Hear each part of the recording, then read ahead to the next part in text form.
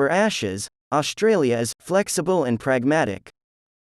The Australian government has been flexible and practical in ensuring the continuation of the Ashes, but the series' fate is ultimately in the hands of England, Health Minister Greg Hunt said.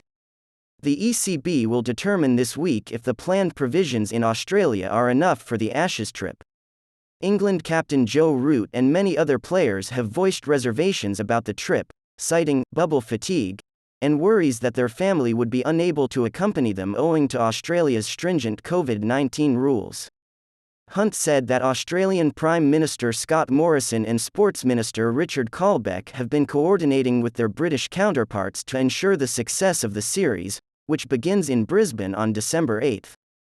On the one hand, ensure that we have enough safety measures in place for Australia. On the other side, to be pragmatic and adaptable in order to maximize the chances of that touring group coming here and playing the Ashes this summer.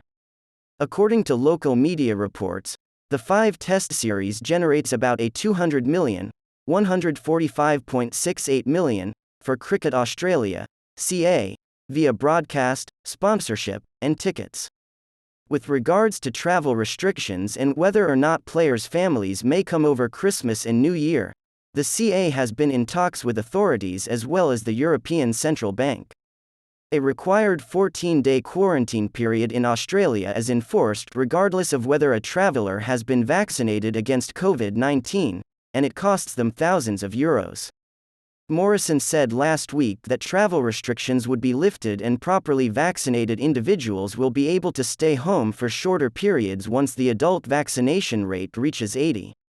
International visitors, on the other hand, are not anticipated to be allowed to visit Australia until next year.